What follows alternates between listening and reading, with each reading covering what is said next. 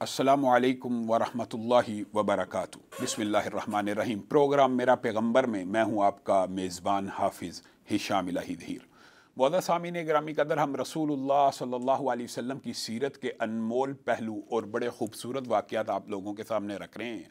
لقد جاءکم رسول من انفسکم عزیز علیہ ما عنتم حریص علیکم بالمؤمنین رؤوف الرحیم۔ رسول اللہ صلی اللہ علیہ وسلم کی نرمی کو بھی ہم نے آپ کے ساتھ ڈسکس کیا، اور اسی اینگل کو اگر دوسرے انداز سے آگے بڑھایا جائے تو نبی کریم صلی اللہ علیہ وسلم رؤوف الرحیم ہیں، اور یہ رحمت رسول اللہ صلی اللہ علیہ وسلم کی صرف مومنین کے لیے نہیں ہے، لیکن اللہ رب العزت کہہ رہے ہیں کہ مومنوں کے لیے تو بالخصوص رؤوف الرحیم ہے۔ رسول اللہ صلی اللہ علیہ وسلم داعی انقلاب تھے، ایک عظیم مبلغ تھے، داعی عظیم تھے، اس لیے رسول اللہ صلی اللہ علیہ وسلم نے صرف مومنوں کے ساتھ رؤوف الرحیم کا کردار پیش نہیں کیا، بلکہ غیروں کے ساتھ بھی رؤوف الرحیم کا معاملہ آپ نے برتا۔ اسی لیے رسول اللہ صلی اللہ علیہ وسلم کی اگر صرف اس ایک صفت کو دیکھا جائے تو اللہ تعالیٰ نے اس صفت کا ذکر قرآن پاک میں مومنوں کے اوپر احسان کے طور پہ بھی ذکر کیا کہ اللہ تعالیٰ نے تمہارے اوپر ایک ایسا رسول بھیجا ہے جو مومنوں کے اوپر نرمی کرنے والا ہے، نہ صرف مومنوں پہ نرمی کرنے والا ہے بلکہ ہر مخلوق کے اوپر نرمی کرنے والا ہے، رحمت للعالمین ہے۔ رسول اللہ صلی اللہ علیہ وسلم کی یہ جو رحمت ہے نا، اس کی مثالیں اتنی زیادہ ہیں کہ اگر ہم پورا پروگرام صرف رؤوف الرحیم پہ بھی کرنا چاہیں تو یہ واقعات ختم نہیں ہو سکتے۔ رسول اللہ صلی اللہ علیہ وسلم سے پوچھا گیا آپ کے لیے سب سے مشکل اور تکلیف دہ دن کون سا تھا،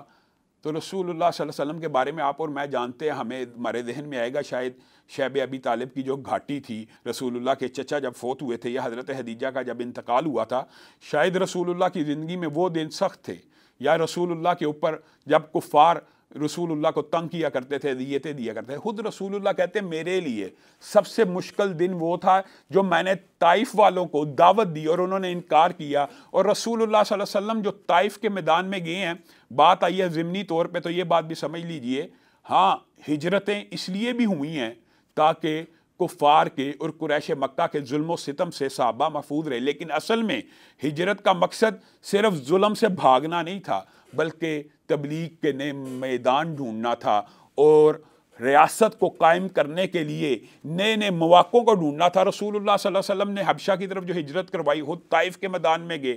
تو مختلف جگہوں پہ جو صحابہ کو بھی بھیجا، اور آپ بھی جو نئے میدان تلاش کیا کرتے تھے، اس کا مقصد صرف یہ تھا کہ دین کو کوئی ایسا مقام میسر آئے جہاں پہ دین نافذ ہو جائے۔ میرے بھائیوں، معزز ناظرین گرامی قدر، ایک فلسفہ رسول ہاشمی صلی اللہ علیہ وسلم کی زندگی کا سمجھ لیجئے۔ رسول اللہ صلی اللہ علیہ وسلم اگر صرف ذاتی عبادت کے لیے آئے ہوتے اور لوگوں کو کہتے کہ آپ سجدے کرو تو کسی کو کوئی فرق نہ پڑتا، قریش و مکہ کو بھی فرق نہ پڑتا۔ اگر کوئی بندہ اکیلا عبادت کرنا شروع کرے، سجدہ کرے، ساری رات مسجد میں پڑا رہے، نہ کفار کو کوئی خطرہ ہے نہ کسی کو کوئی اعتراض ہو سکتا ہے۔ خطرہ کب ہوتا ہے؟ خطرہ تب ہوتا ہے جب رسول اللہ صلی اللہ علیہ وسلم کی صفت کو اجاگر کیا جاتا ہے، هو الذی ارسل رسولہ بالہدی والدین الحق لیظہرہ علی الدین کلہ، جو سارے ادیان کے اوپر غالب آنے کے لیے رسول اللہ آئے تاکہ اسلام کو نافذ کریں۔ ساری رات انسان سجدے میں پڑا رہے، کسی کافر کو کوئی تکلیف نہیں۔ ہاں جب آپ کہیں گے کہ اسلام کو نافذ کر دیا جائے گا ان کو تکلیف ہوگی۔ تو رسول اللہ صلی اللہ علیہ وسلم نے یہ جو ہجرت حبشہ کروائی، خود طائف گئے، خود مدینہ کی سرچ کی، خود مختلف میدان دیکھ رہے ہیں، وہ اس لیے ہیں کہ ہم نے کہاں جا کے اسلامی قوانین کو نافذ کرنا ہے۔ رسول اللہ صلی اللہ علیہ وسلم نے کہا جاتا ہے کہ مکی زندگی پوری دعوت میں گزاری، آرام سے گزاری، نہیں، مکی زندگی کے اندر بھی رسول اللہ صلی اللہ علیہ وسلم دعوت کے نئے میدان تلاش کرتے رہے۔ تو رسول اللہ خود کہتے ہیں کہ جب میں طائف گیا، یہ دن میری زندگی کا سب سے تلخ اور سخت دن تھا۔ ساتھ حضرت زید بھی تھے، وہ بھی بیان کرتے ہیں کہ معاذ اللہ، رسول اللہ صلی اللہ علیہ وسلم نے جو باتیں کی، واقعہ طویل ہے، مختصر کرتا ہوں، جو باتیں کی ان کا انکار کیا گیا، تو رسول اللہ صلی اللہ علیہ وسلم نے کہا اچھا اگر تم میری دعوت نہیں مانتے تو پھر اس بات کو بھی قریش مکہ تک نہ پہنچنے دینا۔ وہ آپ چاہتے تھے کہ قریش مکہ کو اس انکار کی خبر نہ ہو تاکہ قریش مکہ کے مظالم بڑھ نہ جائیں کہ رسول اللہ صلی اللہ علیہ وسلم کو طائف والوں نے بھی پناہ نہیں دی، انہوں نے بھی دعوت قبول نہیں کی۔ تو طائف والوں نے اس قدر بد تہذیبی کا مظاہرہ کیا کہ اسی وقت شور و غوغا کرنے لگے، اپنے محلے کے، گلیوں کے اور علاقوں کے اور مختلف دیہات کے بچوں کو اکٹھا کر کے، نوجوانوں کو اکٹھا کر کے رسول اللہ صلی اللہ علیہ وسلم کے پیچھے لگا دیا تاکہ شور مچائیں، تاکہ چیخو پکار کریں اور رسول اللہ صلی اللہ علیہ وسلم کو طرح طرح کی اذیتیں دیں۔ حضرت زید کہتے ہیں رسول اللہ صلی اللہ علیہ وسلم کا چہرہ بھی لہو رنگ تھا اور کپڑے بھی لہو رنگ تھے اور قدم بھی لہو رنگ تھے۔ میں نے رسول اللہ صلی اللہ علیہ وسلم کے پاؤں سے جوتے اتارنے کی کوشش کی، خون کی وجہ سے آپ کے پاؤں آپ کے جوتوں کے ساتھ چپک پڑے تھے، چپکے ہوئے تھے۔ یہ وہ رسول رحمت ہے کہ جس کا چہرہ بھی لہو رنگ ہے، جس کا سینہ بھی لہو رنگ ہے، جس کے قدم سے بھی خون رس رہا ہے۔ اس حالت میں آسمان سے اللہ تعالیٰ نے فرشتوں کو نازل کیا اور آ کے رسول اللہ صلی اللہ علیہ وسلم سے مخاطب ہو کے انہوں نے کہا، اے اللہ کے رسول، اس بستی نے آپ کا انکار کیا، نہ صرف انکار کیا، آپ کے اوپر ظلم و تشدد اور بربریت کی انتہا کر دی۔ اور رسول اللہ صلی اللہ علیہ وسلم اس دن بے ہوش ہو کے گر پڑے تھے اور حضرت زید نے آپ کو پانی پلایا، اٹھایا، اور خود حضرت زید اور رسول اللہ صلی اللہ علیہ وسلم اس دن کو اپنی مصیبتوں میں سے بڑا دن شمار کیا کرتے تھے۔ اس عالم میں رؤوف اور رحیم کا یہ کردار ہے، یہ داعی عظیم ہے، یہ مبلغ عظیم ہے، یہ وہ رؤوف الرحیم پیغمبر ہے کہ فرشتے آئے، ساتھ ملک الجبال بھی آیا، پہاڑوں کے فرشتے کو بھی نازل کیا گیا۔ اللہ تعالیٰ نے حکم دے کے بھیجا، اگر آقا علیہ الصلوۃ والسلام اس وقت اشارہ کریں، حکم کریں، تو طائف کی اس وادی کو دو پہاڑوں کے درمیان پیس کے رکھ دیا جائے کہ ان کو یہ جرت کیسے ہوئی اللہ کے رسول کی اتنی بے ادبی اور توہین کرنے کی، اور رسول اللہ صلی اللہ علیہ وسلم کے اوپر اتنے ظلم کرنے کی۔ لیکن یہ وہ رؤوف الرحیم ہے جن کی دعوت کی حکمت عملی نے پوری دنیا میں آج ایک ایسا انقلاب برپا کیا ہوا ہے کہ 1400 برس بیت گئے ہیں، ہر دل مسلمانوں کے دل کے اندر کیا زبان پہ بھی نام آئے، نام محمد صلی اللہ علیہ وسلم، تو آنکھیں ادب سے جھک جاتی ہیں اور دل کے اندر محبت بھر جاتی ہے۔ اسی لیے رسول اللہ صلی اللہ علیہ وسلم نے کہہ دیا تھا، کوئی بندہ اس وقت تک مومن بھی نہیں ہو سکتا جب تک میں محمد صلی اللہ علیہ وسلم اس کو اس کی اولاد، اس کے مال، اس کی اپنی جان سے زیادہ محبوب نہ ہو جاؤں۔ اور اللہ کے فضل و کرم سے آج مسلمان کسی بھی فرقے کا ہو، اس کو رسول اللہ صلی اللہ علیہ وسلم سے اتنی محبت ضرور ہے کہ ماں کی محبت کو بھی قربان کر سکتا ہے، باپ کی محبت کو بھی قربان کر سکتا ہے، بچوں کی محبت کو بھی قربان کر سکتا ہے۔ اس وقت ملک الجبال نے جب رسول اللہ کو آ کے یہ کہا، اشارہ کیجئے، اشارہ ابرو ہو، یہ ساری کی ساری بستی کو تہس نہس کر دیا جائے۔ یہاں پہ کبھی کبھی ذہن میں یہ خیال آتا ہے کہ حضرت نوح نے بھی ایسے موقع کے اوپر دعا کر لی تھی کہ ربی لا تذر علی الارض من الکافرین دیارا، اللہ تعالیٰ کوئی کافر دھرتی کے اوپر زندہ نہ رہے، ایسا طوفان لے کے آئیں کہ کوئی ایک بھی تیرا منکر اس دھرتی کے اوپر زندہ نہ رہے۔ اللہ تعالیٰ نے سن لی تھی۔ اس وقت نبی کریم صلی اللہ علیہ وسلم کو بھی یہ اختیار تھا، لیکن نبی کریم صلی اللہ علیہ وسلم کے منہ سے اس عالم میں بھی یہ بات نکلی، اللہم اہد قومی، اے اللہ اس قوم کو ہدایت دے دے، فإنہم لا یعلمون، یہ مجھے پہچانتے ہی نہیں، یہ اس لیے مجھے تکلیف دے رہے ہیں، یہ اس لیے مجھے اذیت دے رہے ہیں کہ انہوں نے مجھے جانا نہیں، انہوں نے مجھے پہچانا نہیں۔ اور رسول اللہ صلی اللہ علیہ وسلم کی اس حکمت عملی کا اور اس تربیت کا اور اس دعا کا کیا نتیجہ نکلا؟ چند برس نہیں گزرے، پورا حجاز آپ کے ہاتھ کے اوپر اسلام کو قبول کر لیتا ہے۔ اور آج اگر رسول اللہ صلی اللہ علیہ وسلم نے ان کے لیے بد دعا کر دی ہوتی، وہ تہس نہس ہو چکے ہوتے، تو ان کی اولادیں یہی وہ لوگ ہیں۔ میرے بھائیو، یہ بات بھی آپ نے ضرور سمجھنی ہے، یہ رسول اللہ صلی اللہ علیہ وسلم نے جو تبلیغ کی ہے، جو ابتدائی زندگی گزاری ہے، یہ وہی لوگ ہیں جو رسول اللہ کے دشمن تھے۔ تو رسول اللہ نے رؤوف الرحیم کا ایسا کردار پیش کیا کہ وہ آپ کے صحابہ بن گئے، پھر ایسے صحابہ بن گئے کہ جن کی شان و عظمت کے بارے میں احادیث خود رسول اللہ صلی اللہ علیہ وسلم نے بیان کی۔ معزز سامعین گرامی قدر، یہاں پہ لیتے ہیں ہم ایک چھوٹا سا وقفہ، اور وقفے کے بعد رسول اللہ صلی اللہ علیہ وسلم کی اسی صفت کو آگے بیان کریں گے۔ پروگرام میں ایک مرتبہ پھر خوش آمدید۔ معزز سامعین گرامی قدر اور معزز ناظرین گرامی قدر، آپ کے سامنے رسول اللہ صلی اللہ علیہ وسلم کی زندگی کا ایک پہلو رؤوف اور رحیم کے حوالے سے بھی گفتگو ہو رہی ہے۔ رسول اللہ صلی اللہ علیہ وسلم کی نرمی کے حوالے سے بھی ہم آپ کے سامنے چند گزارشات کو رکھ چکے ہیں، اور اسی اثناء میں میرے ذہن میں ایک عظیم الشان واقعہ آ گیا۔ رسول اللہ صلی اللہ علیہ وسلم کے ایک صحابی رسول اللہ صلی اللہ علیہ وسلم، جیسے آپ کو پہلے کہا، عبادات میں بھی نرمی کا حکم دیا کرتے تھے، اور اتنے اعلیٰ اخلاق کے تھے کہ جب بھی دین کے اندر اللہ تعالیٰ اختیار دیتا تھا نرمی کرنے کا، تو رسول اللہ صلی اللہ علیہ وسلم نرمی کو اختیار کیا کرتے تھے۔ ایک صحابی آئے، رسول اللہ صلی اللہ علیہ وسلم کی رحمت دیکھیے، یہ ان کا رؤوف اور رحیم ہونا، جو اللہ کہہ رہا ہے رؤوف رحیم ہے، مومنوں کے اوپر رحم کرنے والے ہیں، ان کے ساتھ مانوس ہونے والے ہیں، ان کے لیے آسانیاں پیدا کرنے والے ہیں۔ تو کیسی آسانیاں پیدا کرنے والے ہیں؟ رسول اللہ کے پاس ایک صحابی آئے اور آ کے کہنے لگے، اللہ کے رسول بیوی ہے، اللہ تعالیٰ نے رمضان کے ایام کے اندر دیکھیں، یہ بھی ایک فلسفہ ہے رمضان کا، اللہ تعالیٰ رمضان میں مسلمانوں سے چاہتا ہے حلال پانی چھوڑ دے، پاکیزہ بیوی کو چھوڑ دے۔ اصل میں یہ آپ کی اور میری ٹریننگ ہوتی ہے کہ اگر ہم اللہ کے لیے حلال دودھ چھوڑ سکتے ہیں تو حرام سود کیوں نہیں چھوڑ سکتے؟ اگر اللہ کے لیے حلال پاکیزہ بیوی چھوڑ سکتے ہیں تو بری عورتوں کی طرف کیوں دیکھتے ہیں؟ یہ ایک ٹریننگ کا انداز ہے۔ لیکن وہ صحابی یہ شکایت لے کے آئے کہ بیوی تھی، کنٹرول نہیں ہو سکا جذبات کو، تو بیوی کے ساتھ تعلق استوار ہو گیا، اے اللہ کے رسول میں ہلاک ہو گیا، میں برباد ہو گیا، اب میں کیا کروں؟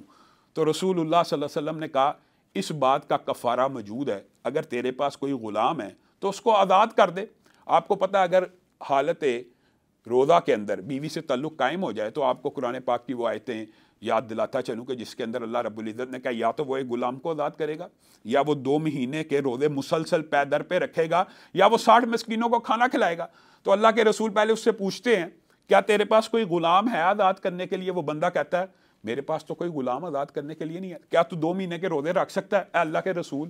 میں 2 مہینے کے روزے پے در پہ کیسے رکھوں؟ میں نے تو ایک روزہ رکھا اور میرے سے یہ عمل ہو گیا، اور پے در پہ اس کا کفارہ ادا کرنے کے لیے میں 2 مہینے کے روزے نہیں رکھ سکتا۔ تو رسول اللہ صلی اللہ علیہ وسلم نے کہا تیرے پاس 60 مسکینوں کا کھانا موجود ہے تو وہ کھلا دے۔ کہنے لگا اللہ کے رسول میرے پاس تو کچھ ایسا مال نہیں ہے کہ میں 60 مسکینوں کا پیٹ بھر سکوں۔ تو رسول اللہ نے کہا بیٹھ جا، یہ ہے نرمی، یہ آسانی، کیونکہ آپ رسول ہیں، آپ صاحب شریعت ہیں، آپ کسی کو اکاموڈیٹ کرنا چاہیں، فیسیلیٹیٹ کرنا چاہیں، جس کو معاف کرنا چاہیں، یہ نبی کائنات کی واحد ہستی ہیں رسول اللہ، یہ بات بھی سمجھنے کی ضرورت ہے۔ آپ نے کبھی یہ سنا ہے کہ حضرت ابو بکر کی بات دین ہے؟ بلکہ کیا کہا جاتا ہے حضرت ابو بکر کی بات دین کے مطابق ہے، حضرت عمر کی بات شریعت کے مطابق ہے، حضرت عثمان کی بات اسلام کے مطابق ہے، حضرت علی کی بات قرآن و سنت کے مطابق ہے۔ لیکن نبی کریم وہ واحد ہستی ہیں جن کی ہر بات دین ہے۔ یہ کوئی نہیں کہہ سکتا کہ نبی کی بات دین کے مطابق ہے، نبی کی بات ہی دین ہوتی ہے۔ رسول اللہ صلی اللہ علیہ وسلم کو یہ اختیارات اللہ نے عطا کیے ہیں، اور اللہ تعالیٰ نے جب رسول اللہ کو کوئی اختیار عطا کیا، رسول اللہ ہمیشہ نرمی کیا کرتے تھے۔ اب کیا ہوا؟ رسول اللہ نے کہا میرا یہ ساتھی ہے، اس سے یہ گناہ تو سرزد ہو گیا ہے، اب اس کا کفارہ دینے کی استطاعت نہیں، نہ غلام آزاد کر سکتا، نہ 2 مہینے کے روزے رکھ سکتا، نہ 60 مسکینوں کو کھانا کھلا سکتا، کیا کیا جائے؟ انتظار کر رہے ہیں، کوئی آدمی غلہ لے کے آیا، رسول اللہ صلی اللہ علیہ وسلم نے کہا یہ لے، میں تجھے تحفے میں دیتا ہوں، یہ بانٹ دے 60 مسکینوں کے اندر، تیرا کفارہ ادا ہو جائے۔ تو اس وقت وہ صحابی رسول کہنے لگے اللہ تعالیٰ کے رسول کو کہ اے اللہ کے رسول مجھے بتائیے کہ مدینہ میں میرے سے زیادہ غریب کون ہو سکتا ہے، میرے سے زیادہ صدقے کا مستحق کون ہو سکتا ہے؟ تو رسول اللہ صلی اللہ علیہ وسلم مسکرانا شروع ہو گئے، رسول اللہ صلی اللہ علیہ وسلم ہنسنا شروع ہو گئے کہ صدقہ تو تیری طرف سے دیا جانا تھا، لیکن اس کی یہ بات سنی اور یہ حقیقت کے اوپر مبنی تھی۔ وہ ایک غریب صحابی تھے اور غربت کا عالم تھا جس کی وجہ سے 60 مسکینوں کو کھانا بھی نہیں تھے کھلا سکتے۔ تو رسول اللہ صلی اللہ علیہ وسلم نے مسکراتے ہوئے کہا جا پھر یہ صدقہ خود کے اوپر کر لے اور اپنے بیوی بچوں کو کھلا دے، اللہ تعالیٰ تیرے اس گناہ کو معاف کر دے گا۔ یہ ہے رؤوف الرحیم کہ رسول اللہ صلی اللہ علیہ وسلم کو جب یہ اختیار تھا، ہاں اب یہ قیامت تک کے لیے مومنین کے لیے اصول ہے کہ کوئی اس کام میں مبتلا ہو جائے یا وہ غلام کو آزاد کرے گا، یا وہ 2 مہینے کے روزے رکھے گا، یا 60 مسکینوں کو کھانا کھلائے گا۔ یہ جو اسپیشل ٹریٹمنٹ کی گئی، یہ جو اسپیشل مخصوص انداز کے اندر رسول اللہ صلی اللہ علیہ وسلم نے اس کو سہولت دی، یہ صرف ان کے لیے خاص تھی، اور انہوں نے اس کو استعمال کیا اور اپنے بیوی بچوں کو جا کے کھلا دیا۔ تو رسول اللہ صلی اللہ علیہ وسلم نے اپنے بھائی کا، اپنے صحابی کا کفارہ خود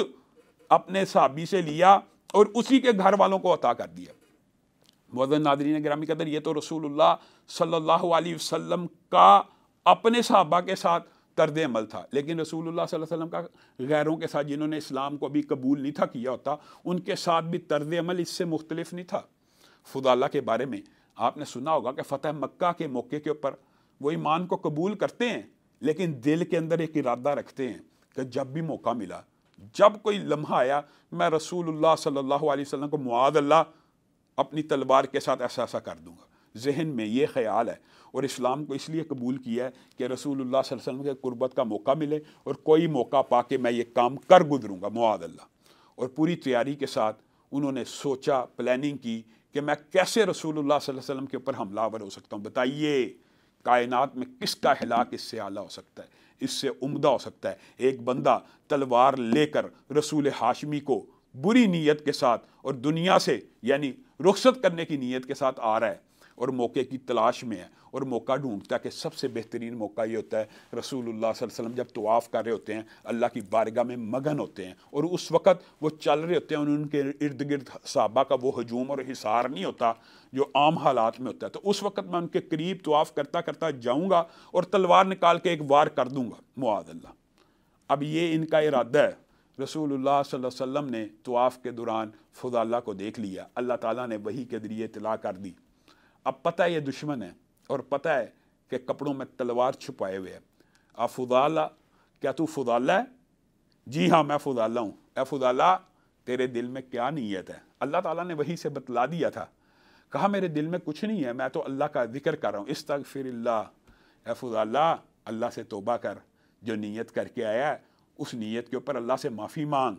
حالانکہ چاہتے تو گرفتار کر لیتے کہ بری نیت سے، ارادہ قتل سے آئے، اس کو پکڑ لیا جائے، بلکہ کیا کیا، کہا قریب ہو جا۔ کوئی بندہ اپنے دشمن کو جو قتل کی نیت سے آیا ہو ایسے قریب کرتا ہے؟ قریب کیا اور سینے کے اوپر ہاتھ رکھ دیا، اور فضالہ کی کایا پلٹ گئی، فضالہ کی قسمت بدل گئی۔ وہ اتنے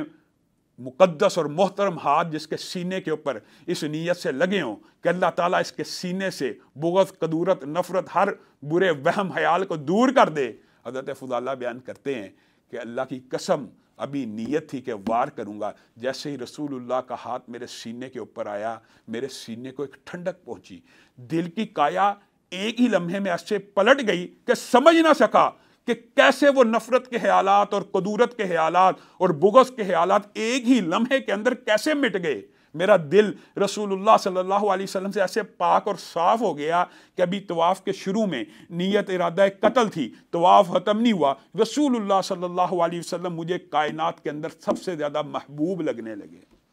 اور پھر فضالہ جب واپس پلٹے، رستے کے اندر ان کی زمانہ جاہلیت میں ایک عورت کے ساتھ شناسائی ہوا کرتی تھی، اس عورت نے آواز دی، آ فضالہ۔ فضالہ کہنے لگے اب میں وہ فضالہ نہیں رہا، رسول ہاشمی نے میرے سینے کے اوپر ہاتھ رکھ دیا ہے، اور اگر تو دیکھتی مکہ کے اندر، خانہ کعبہ کے اندر جس وقت بت گر رہے تھے، تجھے پتہ لگ جاتا اسلام غالب آ گیا۔ اور فضالہ کی ساری زندگی اس ایک واقعے نے پلٹ دی۔ میرے بھائیوں، رسول اللہ صلی اللہ علیہ وسلم وہ رؤوف الرحیم ہیں کہ حاتم بن عدی نے اپنے اسلام کے قبول کا واقعہ بھی بتلایا۔ انشاءاللہ وہ آپ کو اگلے پروگرام میں اس حوالے سے آگاہ کرتے رہیں گے۔ نبی کریم صلی اللہ علیہ وسلم صرف اپنوں کے لیے نرم نہیں تھے بلکہ غیروں کے لیے بھی نرم تھے، اور رسول اللہ صلی اللہ علیہ وسلم لیکن دین کے اوپر کمپرومائز کرنے والے نہیں تھے۔ ہو ہلکا یاراں تو بریشم کی طرح نرم، رزم حق و باطل ہو تو فولاد ہے مومن۔ اس کی عملی تصویر نبی محترم حضرت محمد رسول اللہ صلی اللہ علیہ وسلم تھے۔ معزز سامعین گرامی قدر، آج پروگرام کا وقت ختم ہو گیا ہے۔ انشاءاللہ کل آپ کے سامنے اسی رؤوف اور رحیم کی صفت کو مزید الیبوریٹ کریں گے۔ والسلام علیکم ورحمۃ اللہ وبرکاتہ۔